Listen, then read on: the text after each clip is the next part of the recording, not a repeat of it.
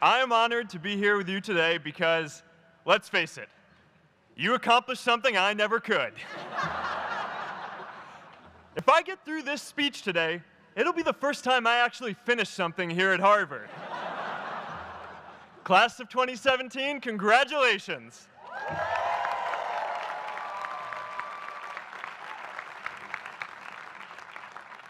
Now, I'm an unlikely speaker today, not just because I dropped out, but because we're technically in the same generation.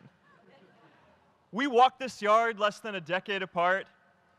We studied the same ideas and slept through the same Act 10 lectures. We may have taken different roads to get here, especially if you came all the way from the quad.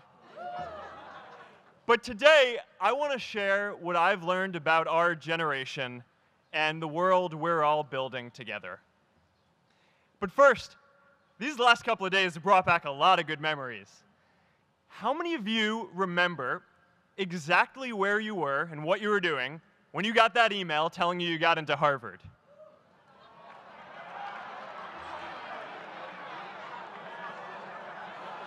I was playing the video game Civilization, and I ran downstairs and got my dad, and for some reason, his first reaction was to video me opening the email. That could have been a really, really sad video. But I swear, getting into Harvard is the thing my parents are most proud of me for. My mom is nodding. You all know what I'm talking about. Look, guys, it's tough to beat this. You'll see when you get out there. How many of you remember your first lecture here at Harvard?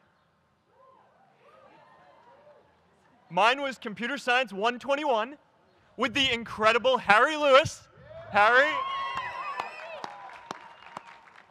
I was running late for class, so I threw on a t-shirt, and I didn't realize until afterwards that I put it on inside out and backwards, and my tag was sticking out the front. I couldn't figure out why no one in class would talk to me. Except for this one guy, KX Jin. He just went with it. We started doing our problem sets together, and now he runs a big part of Facebook. And that, class of 2017, is why you should be nice to people.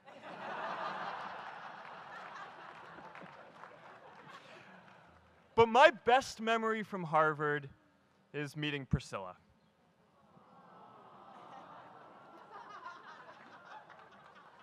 I had just launched this prank website, Face Mash, and the ad board wanted to see me. Everyone thought I was going to get kicked out. My parents drove up here to help me pack my stuff. My friends threw me a going-away party. Who does that? As luck would have it, Priscilla was at that party with her friends, and we met in line for the bathroom in the Foho Bell Tower, and in what must be one of the all-time most romantic lines, I turned to her and said, "I'm getting kicked out in 3 days, so we need to go on a date quickly." Actually, any of you graduating today can use that line. "I'm getting kicked out today. We need to go on a date fast." I didn't end up getting kicked out. I did that to myself. Priscilla and I started dating, and, you know, that movie made it seem like Face Mash was so important to starting Facebook. It wasn't. But without Face Mash, I never would have met Priscilla. And Priscilla's the most important person in my life. So you could still say it was the most important thing I built in my time here.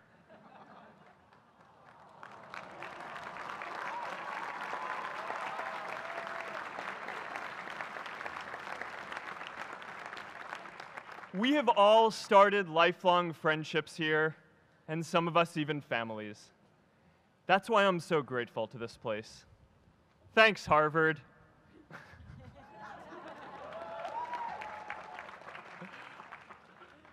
Today, I want to talk about purpose. But I'm not here to give you the standard commencement about finding your purpose. We're millennials. We try to do that instinctively. Instead, I'm here to tell you that finding your purpose isn't enough. The challenge for our generation is to create a world where everyone has a sense of purpose. One of my favorite stories is when JFK went to go visit the NASA Space Center, and he saw a janitor holding a broom, and he asked him what he was doing, and the janitor replied, "Mr. President, I'm helping put a man on the moon." Purpose is that feeling that you are a part of something bigger than yourself, that you are needed, and that you have something better ahead to work for. Purpose is what creates true happiness. And you are graduating at a time when this is especially important. When our parents graduated, that sense of purpose reliably came from your job, your church, your community. But today, technology and automation are eliminating many jobs. Membership in a lot of communities has been declining, and a lot of people are feeling disconnected and depressed and are trying to fill a void in their lives. As I've traveled around, I've sat with children in juvenile detention and opioid addicts who've told me that maybe their lives would have turned out differently if they just had something to do, an after-school program or somewhere to go. I've met factory workers who know their old jobs aren't coming back and are just trying to find their path ahead. For our society to keep moving forward, we have a generational challenge to not only create new jobs, but create a renewed sense of purpose. I remember that night I launched Facebook from that little dorm in Kirkland House. I went to Noakes with my friend KX, and I remember telling him clearly that I was excited to help connect the Harvard community, but one day someone would connect the whole world. The thing is, it never even occurred to me that that someone might be us. We were just college kids. We didn't know anything about that. There were all these great big technology companies with all these resources, and I just assumed one of them would do it. But this idea was so clear to us that all people want to connect. So we just kept working on it, day after day after day. And I know that a lot of you are going to have your own stories just like this. A change in the world that seems so clear that you are sure someone else is going to do it. But they're not. You will. But it's not enough to have that purpose yourself. You also have to create a sense of purpose for others. And I found that out the hard way. You see, my hope was never to build a company. I wanted to have an impact. And as all these people started joining us, I just assumed that that's what they wanted to do too. So I never took the time to explain what it was that I hoped we'd build. A couple years in, some big companies wanted to buy us. I didn't want to sell. I wanted to see if we could connect more people. And we were building the first version of Newsfeed at the time, and I thought, if we could just launch this, it could change how we all learn about the world. Nearly everyone else wanted to sell. Without a sense of higher purpose, this was their startup dream come true, and it tore our company apart. After one particularly tense argument, one of my close advisors told me if I didn't agree to sell the company right now, I would regret that decision for the rest of my life. Relationships were so frayed that within a year or so, every single person on our management team was gone. That was my hardest time leading Facebook. I believed in what we were doing, but I felt alone. And worse, it was my fault. I wondered if I was just wrong, an imposter, a 22-year-old kid who had no idea how things actually worked. Now, years later, I understand that is how things work when there's no sense of higher purpose. So it's up to all of us to create it so we can all keep moving forward together. And today, I want to talk about 3 ways that we can create a world where everyone has a sense of purpose. By taking on big, meaningful projects together. By redefining equality so everyone has the freedom to pursue their purpose. And by building community all across the world. So first, let's take on big, meaningful projects. Our generation is going to have to deal with tens of millions of jobs replaced by automation like self-driving cars and trucks. But we have the potential to do so much more than that. Every generation has its defining works. More than 300,000 people worked to put that man on the moon, including that janitor. Millions of volunteers immunized children around the world against polio, and millions of more people built the Hoover Dam and other great projects. And now it's our generation's turn to do great things. Now I know, maybe you're thinking, I don't know how to build a dam. I don't know how to get 1 million people involved in anything. Well, let me tell you a secret. No one does when they begin. Ideas don't come out fully formed. They only become clear as you work on them. You just have to get started. If I had to know everything about connecting people before I got started, I never would have built Facebook. Movies and pop culture just get this all wrong. The idea of a single eureka moment is a dangerous lie. It makes us feel inadequate because we feel like we haven't had ours yet. And it prevents people with seeds of good ideas from ever getting started in the first place. Oh, and you know what else movies get wrong about innovation? No one writes math formulas on glass, okay? All right? That's not a thing, okay?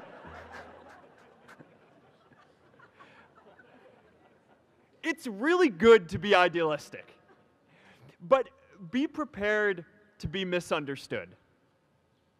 Anyone working on a big vision is going to get called crazy, even if you end up right. Anyone taking on a complex problem is going to get blamed for not fully understanding it, even though it's impossible to know everything up front.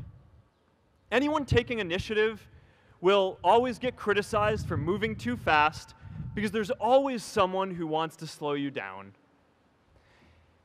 In our society, we often don't take on big things because we're so afraid of making mistakes that we ignore all the things wrong today if we do nothing. The reality is, anything we do today is going to have some issues in the future. But that can't stop us from getting started. So what are we waiting for? It is time for our generation-defining great works. How about stopping climate change before we destroy the planet and getting millions of people involved manufacturing and installing solar panels? How about curing all diseases and getting people involved by asking volunteers to share their health data, track their health data, and share their genomes? You know, today, our society spends more than 50 times as much treating people who are sick as we invest in finding cures so people don't get sick in the first place. It makes no sense. We can fix this. How about modernizing democracy so everyone can vote online? And how about personalizing education so everyone can learn? These achievements are all within our reach. Let's do them all in a way that gives everyone in our society a role. Let's do big things, not just to create progress, but to create purpose.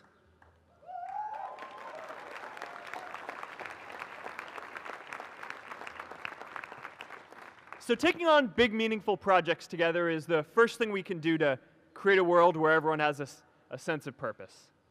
The second is redefining our idea of equality so everyone has the freedom to pursue their purpose. Now, many of our parents had stable jobs throughout their careers, but in our generation, we're all a little entrepreneurial, whether we're starting our own projects or finding our role in another one. And, you know, that's great, because our culture of entrepreneurship is how we create so much progress. An entrepreneurial culture thrives when it is easy to try lots of new ideas.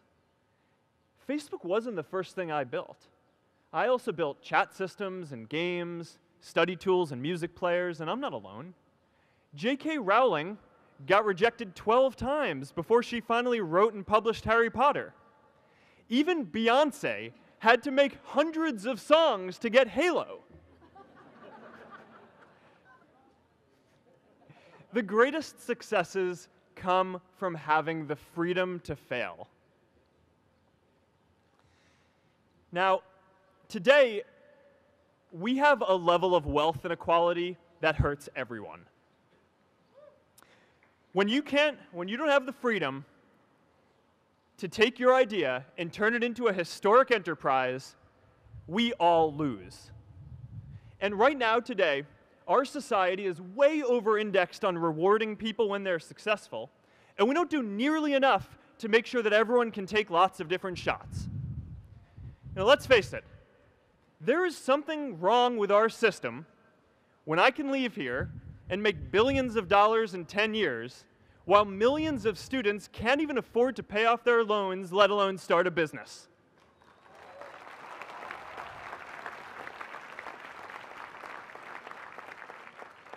Look, I know a lot of entrepreneurs, and I don't know a single person who gave up on starting a business because they were worried they might not make enough money.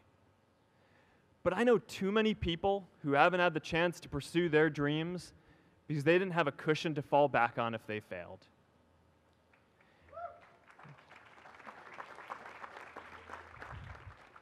We all know you don't get successful just by having a good idea or working hard. You get successful by being lucky too. If I had to support my family growing up instead of having the time to learn how to code, if I didn't know that I was going to be fine if Facebook didn't work out, then I wouldn't be standing up here today. And if we're honest, we all know how much luck we've had to get to this point in our lives. Every generation expands its definition of equality. Previous generations fought for the vote and civil rights. They had the New Deal and Great Society. And now it's time for our generation to define a new social contract.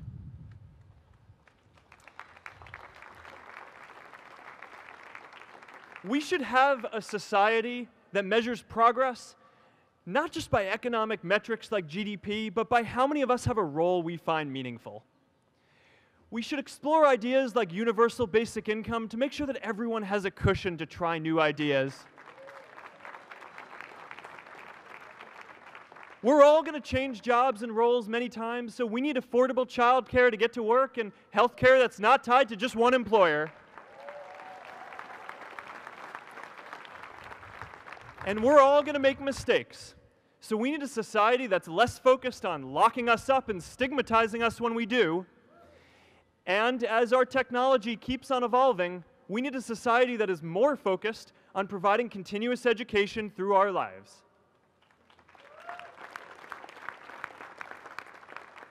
And yes, giving everyone the freedom to pursue purpose isn't going to be free. People like me should pay for it. And a lot of you are going to do really well, and you should too.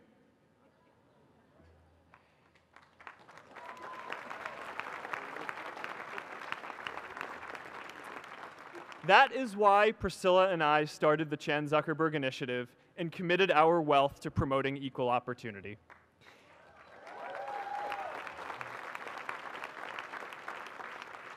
These are the values of our whole generation. It was never a question of if we were going to do this. The only question was when. Millennials are already one of the most charitable generations in history. In just 1 year, more than 3 in 4 US millennials donated to charity, and more than 7 in 10 raised money for another one. But it's not just about giving money. You can also give time. And I promise you, if you just take an hour or two a week, that's all it takes to give someone a hand and help them reach their potential. Now, maybe you're thinking, that's a lot of time. I'm not sure if I have that much time. I used to think that.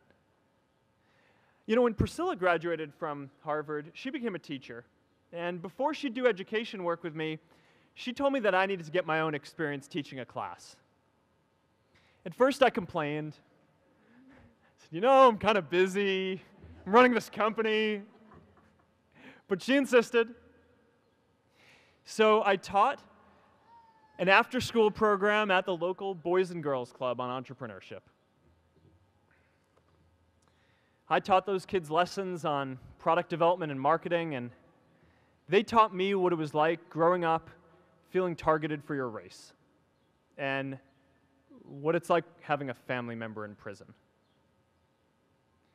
I shared stories of my time in school, and they shared their hope that one day they would get to go to college too. For 5 years, I've had dinner with those students every month. One of them even threw Priscilla and me our first baby shower. And next year, they're going to college. Every one of them, first generation in their families. We can all make time to give someone a hand.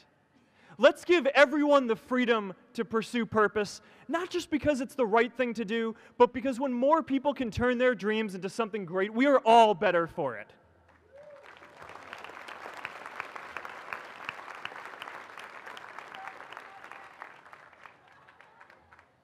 Purpose doesn't only come from work. The third way we can create a sense of purpose for everyone is by building community. And in our generation, when we say purpose for everyone, we mean everyone in the world. Now, quick show of hands. How many of you here are from another country? All right, now keep your hands up. How many of you are friends with one of these folks? Now we're talking. See, we have grown up connected. In a recent survey of millennials around the world, asking what most defines our identity, the most popular answer wasn't nationality, ethnicity, or religion. It was citizen of the world. That's a big deal. Every generation expands the circle of people we consider one of us. And in our generation, that now includes the whole world. We understand that the great arc of human history bends towards people coming together in ever greater numbers, from tribes to cities to nations, to achieve things that we could not on our own. We get that our greatest opportunities are now global. We can be the generation that ends poverty, that ends disease. And we get that our greatest challenges need global responses too. No country can fight climate change alone or prevent pandemics. Progress now requires coming together, not just as cities or nations, but also as a global community. But we live in an unstable time. There are people left behind by globalization across the whole world. And it's tough to care about people in other places when we don't first feel good about our lives here at home. There's pressure to turn inwards. This is the struggle of our time. The forces of freedom, openness, and global community against the forces of authoritarianism, isolationism, and nationalism. Forces for the flow of knowledge, trade, and immigration against those who would slow them down. This is not a battle of nations. It is a battle of ideas. There are people in every country for more global connection, and there are good people against it. And this isn't going to be decided at the UN either. It's going to happen at the local level when enough of us feel a sense of purpose and stability in our own lives that we can start to open up and care about everyone else too. And the best way to do that is to start building local communities right now.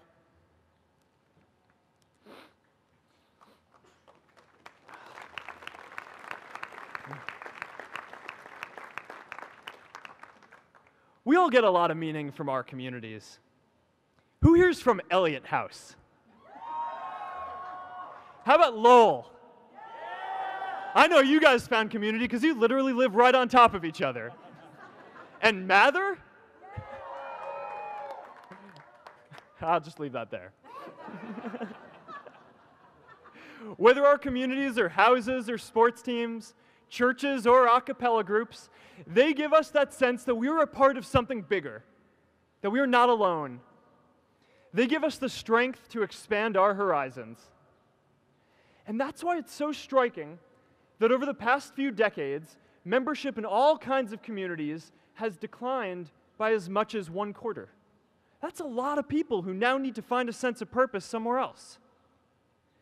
But I know that we can rebuild these communities and start new ones because many of you already are. I met Agnes Agoye, who's graduating today. Agnes, where are you?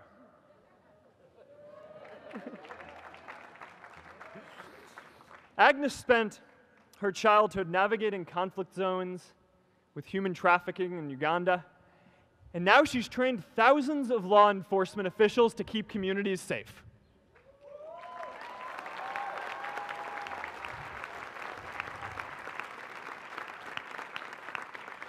I met Kayla Oakley and Neha Jain. We're graduating today too. Stand up, guys.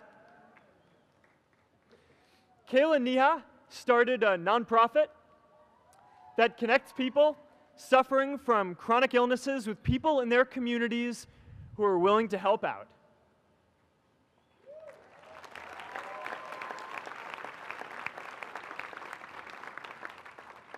And I met David Razu Aznar, who's graduating from the Kennedy School today. David, stand up.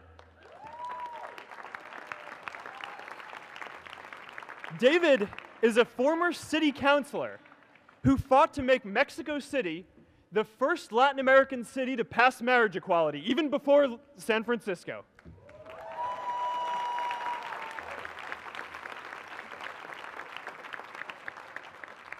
And this is my story too. A student in a dorm, connecting one community at a time and keeping at it until one day we can connect the whole world. Change starts local. Even global change starts small with people like us. In our generation, the struggle of whether we connect more, whether we achieve our greatest opportunities, comes down to this: your ability to build communities and create a world where every single person has a sense of purpose.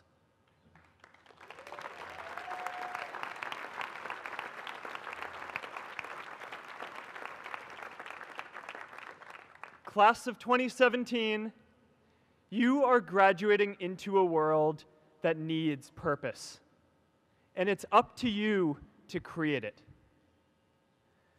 Now, maybe you're asking yourself, can I really do this? Well, remember when I told you about that class I taught at the Boys and Girls Club? One day after class, I was talking to my students about going to college, and one of my top students raised his hand and said that he wasn't sure he could go to college because he's undocumented. He wasn't sure if they'd take him. Last year, I took him out to breakfast for his birthday, and I wanted to get him a gift, so I asked him what he wanted, and he just started talking about struggles that he saw other students in his class facing, and finally said, I'd really just like a book on social justice. I was blown away. Here is a young guy who has every reason to be cynical. He wasn't sure if the country he calls home, the only one he's known, was going to deny him his dream of going to college. But he wasn't feeling sorry for himself. He wasn't even thinking of himself. He has a greater sense of purpose, and he's going to bring people along with him.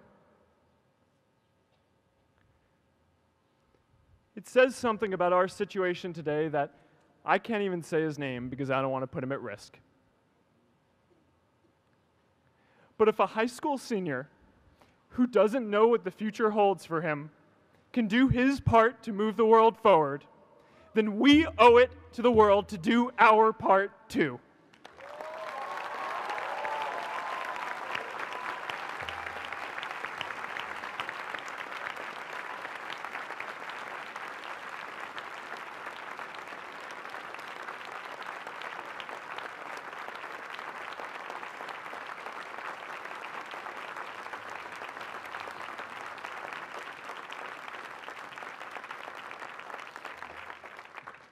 So before you walk out those gates one last time And as we sit here in front of Memorial Church, I'm reminded of a prayer, Mishaberach, that I say whenever I face a big challenge, that I sing to my daughter, thinking of her future when I tuck her in at night.